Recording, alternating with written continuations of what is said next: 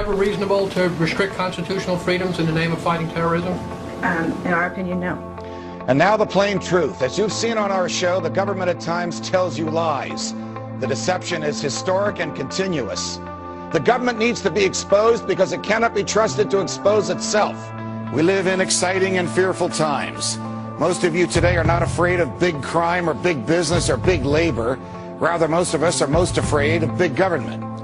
All right, folks, there is a lot going on right now. Decisions being made that are unprecedented and will have an overreaching impact on what it means to live in the United States of America. Who could want a government that punishes people for speech, that lets its own agents write their own search warrants, that fights wars just to keep the military-industrial complex busy, that debases all you own by printing worthless money and putting it into the stream of commerce, that gives away more than half the tax dollars it collects, and that, despite express provisions in the Constitution to the contrary, permits the president to lock up whoever he wants and to throw away the key. The president saying he can secretly kill Americans and have bags put over our head and have us thrown into black vans to disappear forever. Or look at the TSA and the airports groping people. Look at the drones in our skies. Look at Army checkpoints now, the end of Posse Comitatus.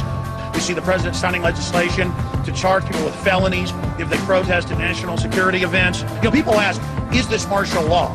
Yes, we've been under a soft form of martial law with secret arrest, warrantless spying, protesters getting beaten up, all of these type of things going on for a long, long time. Now they're telling us torture is good, secret arrest of citizens is good, the government taking over infrastructure is good. They don't deny all this stuff that we warn people about forever being real now. Ron Wyden and Mark Udall of Colorado, two Democratic senators, came out today and said, hey, you know what? We know things you don't because we're on an intelligence committee, and Americans would be, quote, stunned to find out how the American government is applying the Patriot Act. Documents just released indicate police departments across the country do track cell phones without bothering to get any permission from a court. After reviewing 5,500 pages of records, the ACLU says police agencies, large and small, often obtain cell phone data without court permission. If the government wants it, it needs a search warrant. If it gets it without a search warrant, it has committed a crime. A crime. Obtaining a warrant can slow down that process. Oh, and it's going to slow the process down if we have to ask for have to ask a judge, can we search authorized cell phone records to find a missing person? Call me. A cell phone warrant, it usually took me about 15 minutes. Once you've written one, you've written all of them. You know, warrants are in our Constitution. You need to get a warrant before you search or seize anything. But apparently the Constitution no longer applies. The ACLU saying in the report this has become big business for service providers. The practice is so common that cell phone companies have manuals for police. If my cell phone company is going to give up my information, I think they need to send me a note in the mail, say we gave your information to a third party, because they always tell you we're not going to give your information to a third party. But they also found training manuals, like one from the Iowa City Police Department that says, in quotes, do not mention to the public or the media the use of cell phone technology or equipment used to locate the target subject. The manual also advises not to put this stuff into the police reports. So, doesn't that make you feel safe? Law enforcement is doing something that they know would probably cause public outrage and which they know raises legal questions. So their solution is not to stop doing it. No, of course not. Their solution is just to hide it from you. Unless they suspect me of a crime, the police do not need to follow me. That's why they need probable cause. And people say, what do you have to hide? I don't have anything to hide, but the police don't need to follow me if they have no reason to think that I'm in Al-Qaeda. And by the way, I'm not in Al-Qaeda. You know, it's just another sign of our ever-expanding surveillance state. One that's being sold to the people as a buffer against terrorism. But the truth is, it's being used by law enforcement all the time to track people that have nothing to do with a terrorism-related investigation. It started with the FBI, and the government said, oh, we have to let the FBI do it because they're tracking terrorists. Now, it's no longer terrorists, it's every case, any conceivable case, and it's no longer terrorists, and it's no longer just the FBI, it's all the local police as well. So, there you have it. That's how we destroy our Constitution right in front of our eyes. The ACLU's most recent info sheet says that 1.7 billion, with a B, emails, phone calls, and text messages are being intercepted and stored by the U.S. government. Now, the CIA, or the Central Intelligence Agency, prides itself on being the best spying machine in the world. But how much are new technologies that, we're all growing to love, growing to depend on, making the job easier for them? Be it social networking, a variety of gadgets that we all use that are now connected to the internet, like your PlayStation, your smartphone, your GPS. Soon enough, even more devices inside your home. And then they had the Secretary of Defense, they had the CIA director in there, Petraeus, saying, oh, we're working with industry to have bugs and tracker systems built into all appliances. Your dishwasher is going to be listening to you. Watch what you say. We don't need warrants anymore. It's a really scary world of scary possibilities out there, and Congress is ready to counter it with over 50 cybersecurity bills introduced just in this congressional session. But is this threat being overblown? Are we conflating different threats onto one gigantic apocalyptic scenario just to line the pockets of defense contractors and create a massive cybersecurity complex? So far, nobody in Congress has actually provided evidence that cybersecurity legislation of this nature really is needed. There are a lot of folks who stand to benefit from comprehensive cybersecurity legislation, especially if that legislation comes attached with big spending.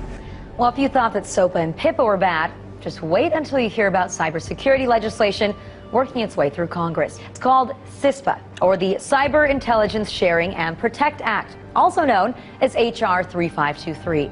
Here, Microsoft, Facebook, Tech America, they're on board. How come? Well, it tells the internet companies, look, our bad. We didn't mean to go after you guys, okay? You're giant corporations as well. We're totally happy with you guys. What we want to do is go after anyone that dares to cross the government, and we know you guys would never make that mistake. Now you might think, come on, are they really going to do that? Hell yes, they're going to do that. Let me give you a perfect example, WikiLeaks. If they have a law like this, they could just simply come in and tell the ISP provider, look at this law that we have, it's over, shut down WikiLeaks. But also, did you notice they snuck in private entity? So if you're a threat to a private entity, they might also shut you down. And under the veil of doing things for cybersecurity purposes, it would allow companies to collect and monitor private communications and then share them with the government or anybody else. A company like Google, Facebook, Twitter, or AT&T could intercept your emails and text messages, send copies to one another and to the government, and modify those communications or prevent them from reaching their destination if it fits into their plan to stop cybersecurity threats. So what it does is it essentially carves out a cybersecurity exception to all of our privacy laws. So in the end, if they pass this, instead of passing PIPA or SOPA, well, they might have the same effect in terms of shutting down our sites, and they also have the second effect of merging business and state even further together. I'm afraid that I'm a little pessimistic on this one. I said that we could win on SOPA. I accurately called that one. Why? Because we had huge corporations on our side. Facebook, Google, etc. Now we're on our own. And without those guys backing us up, good luck to us. Starting Thursday, July 12th, ISPs, Internet Service Providers, will be spying not just on your bandwidth, right? But specifically on what you are downloading. You are giving them an unfettered, unchecked right to cut off your service based upon the claims of copyright holders who have been shown time and time and time again to make false claims. And there's no recourse for you. Well, I think that online piracy is a red herring. These transnational content companies make more money than ever. Look at how much money is made from legitimate music downloads via iTunes. They're making a fortune, literally, billions of dollars every year in legal download revenue. And they're saying that they need to crack down on pirates, but really they want to crack down on internet communication itself. Talking Points memo reports that Facebook has started to ask certain users to upload photos of their government-issued ID cards. That includes passports, driver's licenses, work or military IDs will also do. And these documents indicate that the Department of Homeland Security has been spying on us on Facebook, and they're looking for specific words. And some of the words that they're looking for on our profiles includes marijuana, right? So I'll give you an example of some of the, words that set the alarms for the Department of Homeland Security. Drill, all right, drill, exercise, airport. Exercise, okay. Well, why don't you just go ahead and waste all of our time and our money going after that? Airport, drug, narcotics, cocaine, and marijuana. But once you create these things, they grow out of control. They do. And Big Brother just keeps on rolling on. I mean, we live in a police state at this point, with the police enforcement spying on innocent people without absolutely no probable cause. This is just another example of that. Not only is your every move on Facebook now being posted for your friends to see, but Facebook might still be watching even after you log out. Sure. So over the last few decades, we've increasingly come to entrust third parties with our private data. All of these companies have been trusted by us, and they're collecting data about us in many cases and storing it, in the cloud or in some data center.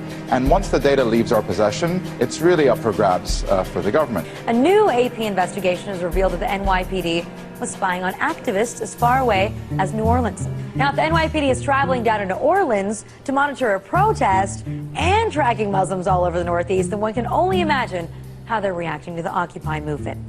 It's being called intelligent CCTV, surveillance cameras that can pick out suspicious behavior in a crowd and stop terrorists before they strike. Researchers in Reading are leading the world in developing the new technology. Researchers at Reading University think they've got the technology to spot the terrorists before they strike. First, there were eyes on the street, and now there are eyes in the skies.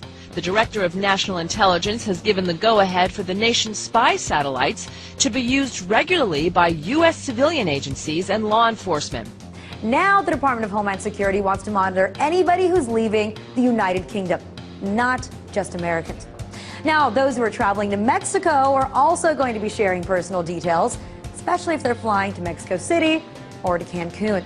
And if any travelers are pondering a vacation in Cuba or the Caribbean, be prepared to give over your info too.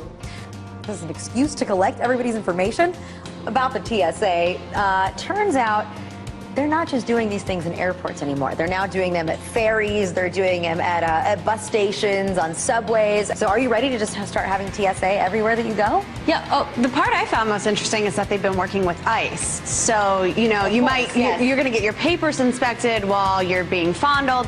We have a $2 billion data center being built out in the Utah desert to spy on American citizens. It's NSA's newest and biggest surveillance program. It's called Total Information Awareness. The program targets all kinds of electronic information from around the world. So this includes emails, tweets, texts, phone conversations, you name it, from U.S. citizens. It's being called the biggest spy machine ever. It's just going to get bigger. They're just going to use these resources in new ways. To be specific, they show that the FBI taught its agents that they could sometimes, quote, bend or suspend the law in their hunt for terrorists and criminals. It outlaws certain forms of peaceful protest. If you happen to be within close proximity to high-ranking elected officials who are receiving Secret Service protection, that can be considered a felony. So if you can't protest in your own nation's capital, what kind of constitutional republic have we become? The UK is going to start testing these lasers that temporarily blind individuals, especially if they're participating in protests or riots. Yeah, in other words, if people start speaking up against the government, we're going to temporarily blind them. When you don't have the right to protest, you don't have much left. Just more proof that your freedom of speech really ain't all that free. In fact, it just might land you on a government list. It gives the military the power to indefinitely detain American citizens, just suspected, not convicted, of some sort of involvement or affiliation with terrorism. It basically means the president, the administration can just say, you're a terrorism suspect, the military takes you away, and we may never hear from you again. Obama had said he didn't want to sign it. Then it turned out he demanded that the provision for secret arrest of citizens and secret killing and torture be added. Is that this means that the military, not our civilian justice system, is going to be in charge. What's wrong with the court system that we already have? Nothing, actually, consider the fact that there have been more than 400 people in the last 10 years that have been prosecuted successfully in our federal courts for terrorism-related offenses. Military commissions, on the other hand, only 6 cases. This is part of the problem. The dangers of this overly expansive global war on terror is that anything can now be deemed a battlefield by the administration. ICE is responsible for holding 32,000 people in immigration detention without any charges on a single day. So why are so many of these immigrants actually ending up in jail? Well, you see, it all comes down to money. Private prisons make a killing off of undocumented immigrants because they can hold them in their prisons, allowing the detention centers to meet their financial goals. Private prisons make money off of incarceration. The more people they lock up and the longer they keep them, the more money they make. They're clearly making a business out of rounding people up. The profitability of private jails depends on the prison population continuing to go up. The rate of incarceration in the U.S. has quadrupled since the 80s. While public prisons are accountable to the public, private ones answer only to shareholders and are not subject to external scrutiny. That means many private contractors face few consequences for the poor or even inhumane treatment of detainees. All right, so let's get back to what I opened the show with. More war on terror that shows no signs of waning. We've got the Secretary of Defense telling 60 Minutes that they will not show any evidence and the public will just have to believe the administration when they label someone a terrorist and execute them without any due process. So, all that we can get from Panetta's answer here is that the evidence doesn't matter. Due process in a courtroom to prove that evidence doesn't matter. If the government calls you a terrorist, they can kill you, and the rest of us are just supposed to take their word for it. The U.S. government now laying out its legal argument for killing American citizens overseas without a trial. But what about targeting people on U.S. soil? Does that only apply to U.S. citizen that's overseas, or does that apply to U.S. citizen that's here? I'd have to go back. I'm not certain whether that was addressed or not. So that we have clarity here, he is not certain whether it was addressed, whether our government can kill our own people inside our own country. Are you slightly uncomfortable with the idea that the United States president, whoever it may be, can decide that this or that U.S. citizen living abroad is a threat to national security and kill them?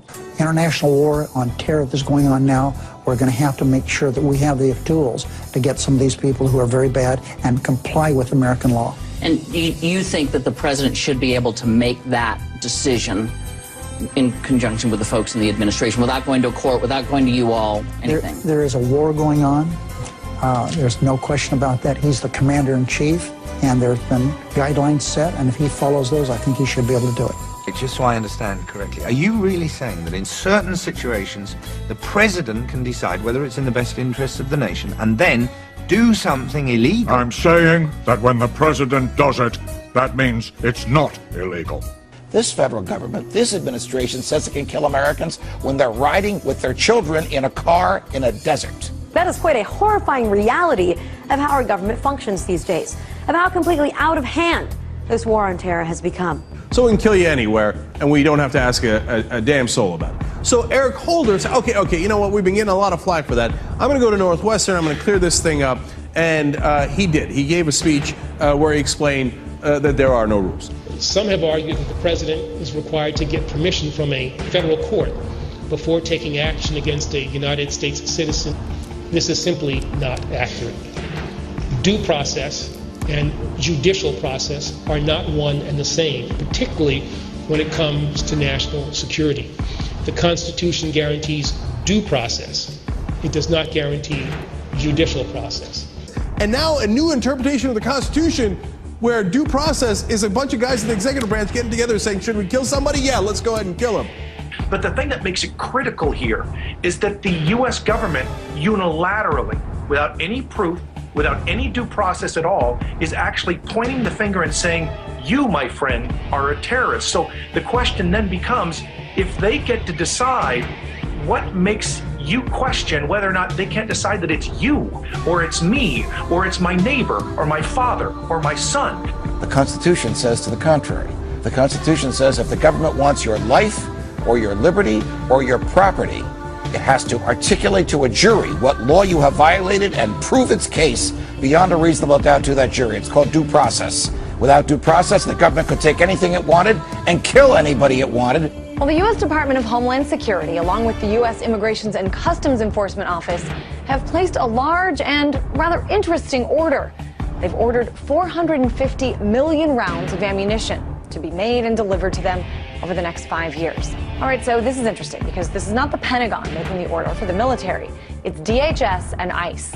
And to give you a little perspective here, there are only about 311 million people living in the entire country.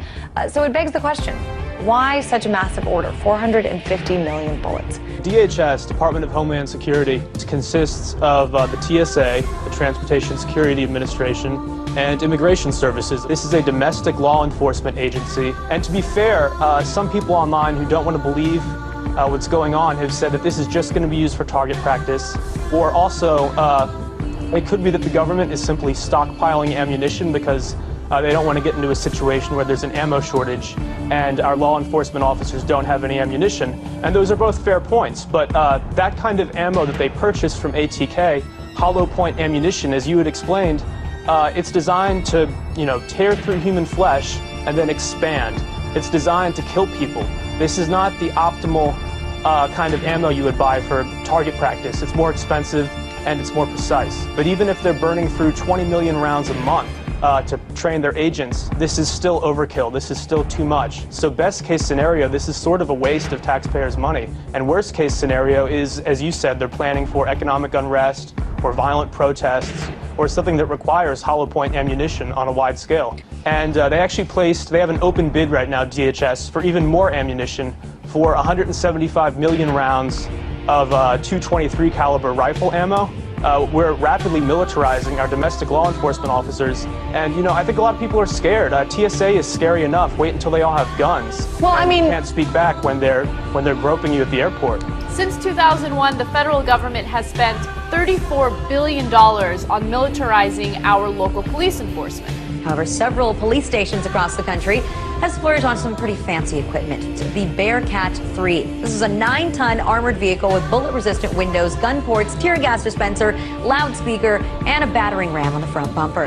Now, several departments, including the NYPD, are also using mobile watchtowers, giving cops an eye in the sky. Well, they took it one step further and used a DHS grant to get their own weaponized drone. That's right, this $300,000 Shadowhawk drone made by Vanguard Defense Industries weighs 50 pounds and can be equipped with a beanbag launcher and a taser, giving officers the ability to stop a target from the sky. Does the name Shadowhawk sound familiar? That's because they're the same brand that's used by the military in Afghanistan for counterterrorism operations. So why do cops need a tank or a drone? Well, they don't. But if they can get one, then they figure why not. Call me crazy, but these devices need to be left to the military for war situations, not to use against Americans for domestic purposes.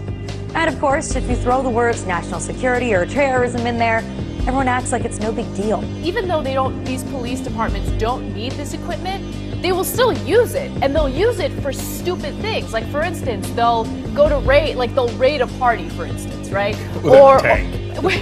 No, but this is happening throughout the country, right? Like, this is a police state, our police enforcement is militarized, so they'll overreact to stupid situations. And to give all of these agents so much firepower, it really does make you wonder if they know something that the American people do not know about. They're talking about inserting the Army into domestic law enforcement. Senator Lindsey Graham, who supports this bill, says, quote, "The homeland is part of the battlefield, and people can be held without trial, whether an American citizen or not." The government may be preparing for some sort of martial law. We shine the spotlight on an executive order that the White House was hoping that you would never learn about. Now, the president signed the National Defense Resources Preparedness Executive Order. It gives the president the power to control U.S. resources in times of war and peace. Now, this includes, but is not limited to, food and livestock, water, plants, energy, health resources, transportation, and construction materials, and gives the government the ability to, quote, control the general distribution of any material, including applicable services, in the civilian market. This would give the president of the United States the authority to declare, basically, martial law during times of peace. So it's starting to sound more and more like we're getting closer to martial law by the day. Now, while you say that most Americans say that they don't care, they have nothing to hide, I think those Americans would care, might feel differently if it turns out that what the police were doing is illegal. They're law enforcement, and yet many departments aren't even bothering to get warrants because they can get the technology on their own. And, going through the court system, getting a warrant, all that stuff is just so tedious. If you're not breaking the law, if you're not doing anything wrong, then you shouldn't worry what the government is doing. Well, I think the average person out there thinks that this is only being used to pursue radical Islam and these terrorist groups, but they don't need a law like this to go after 150 or 200 people. This is being used on tens of thousands, maybe even hundreds of thousands of Americans, where they just go on these fishing expeditions looking for stuff. And, you know, your viewers out there can say, if I'm not doing anything wrong, I don't have anything to worry about. But we've always been told from a young age in school onward that if you're not doing anything wrong, the government in America does not look through your emails. The government does not look through what you're doing. If it's the bad guys, it's those foreign terrorists, then it's okay. It's not like my government would ever do it to me. But guess what? You're wrong, because your government would totally do that to you, and now they'll be able to by law. Some of the things that make you suspicious of terrorism are having food, having more than 7 days of food, missing fingers on your hand, having ammunition, having weatherproofed ammunition, having several guns at your house. That's right. People who pay for small purchases in cash, like coffee or gum, apparently that's a big red flag. Big time. So you should be careful of those that are overly concerned about their privacy. And that is the exact language in the FBI pamphlet. And attempting to shield your computer screen from other patrons, well, that's a sure sign that you're suspicious. We're talking about someone suspected of activities. All right, so despite the fact that there's no relation to any terrorist activity or investigation, the government has decided that they want to keep all that data that they have about you anyway, because you never know when you're going to need it somewhere down the line. But as much as we all want the country to be safe, want the authorities to be on top of it, are we really willing to have the government consider each and every one of us a terrorist? Because you see, that's essentially what's happening. If you look at the language within the guidelines of the NCTC and what it's meant for, it's supposed to receive intelligence exclusively pertaining to domestic terrorism.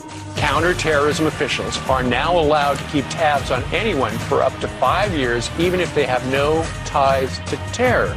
Are you willing to sacrifice your freedom for liberty? We have let Roosevelt's fear of fear itself overtake us. We have listened to the little voice inside that has said, this will be temporary, this will be precise, this too shall pass. We have accepted that the only way to stop the terrorists is to let the government become just a little bit like the terrorists. But the problem is most people don't know, and those who do know don't necessarily care. Goodness gracious, indefinite, preemptive, or endless detention surely doesn't apply to U.S. citizens unless current or future president says so. Don't you worry a bit.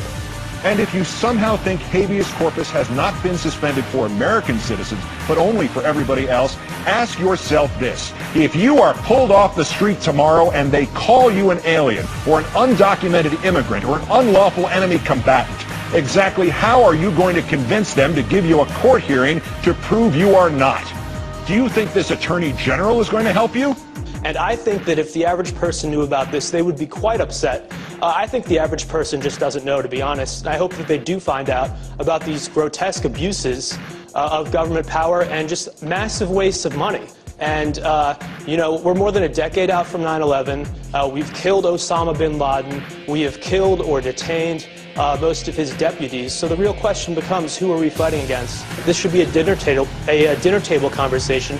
Every American should be asking, should we be spending billions of dollars on these things when people are out of work, when our infrastructure is failing, and when other economies like China are, you know, steaming ahead and we're falling behind? Is this really what we should be spending our money on, spying on our own people and buying ammunition to protect the government against our own people? It doesn't make sense. I think the Patriot Act should have been allowed to expire, and it's a huge mistake that Obama renewed it. So the fact that they've spent hundreds of millions of dollars just to go after 7 people that are in charge of a foreign website? As you said, this has been a very partisan Congress. They can't agree to do anything. And yet, it seems like over the past few months, they've really been hell-bent on taking away Americans' rights. And I don't know why that is. The thing is, you also have to realize that it's all part of the bigger picture. It's all connected. The world around us has been manipulated, coerced in a direction where human life is outweighed by profit. Corporations and bankers now influence the policies, regulations, and even the decisions made by our own governments who have sold us down the river. They took our dreams, our futures. They took them from you, from all of us, and in their own arrogant, condescending fashion, they expect you to roll over and accept it. They pass into law further restrictions on your personal rights and freedoms. They want you to shut up, to keep quiet, keep you alone and all of us divided. Marketing has you chasing an image, telling you what you need to do, what to think and say, how to feel, how to dress, how to be you. Who are you? Do you even know? Can you honestly tell me that you are happy with life as it is defined for you? Open your eyes, it's all out in front of you. Stop trusting these crooked politicians. They don't care about you. They don't care. The will of the people is not a profitable investment. All the while, you chase the dream life they've created for you, waving it in front of your face like a carrot on a stick. Stop it. Stop being guided through life. We need to quit letting the decisions of a few control the lives of the many. We need to take our future, our children's future, back into our hands. But it's clear that despite the growing number of people that have come out opposing these bills, the government is going to continue waging its own war without the support of the American people. And even if these bills don't pass, the only threat is the threat of ideas. So guess what, everybody? Say goodbye to that America that you once knew. Our government sucks.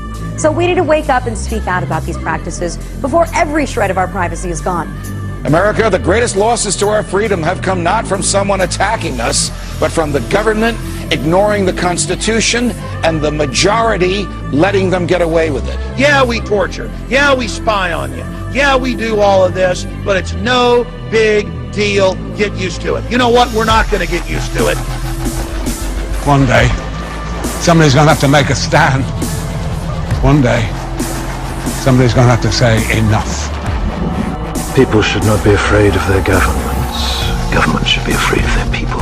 When the people fear the government, there is tyranny. But when the government fears the people, there is liberty. So what do you say? Maybe we should all just stop paying our taxes and revolt. Because this is bull. It's time to wake up. First, you've got to get mad. You've got to say, I'm a human being. God damn it. My life has value.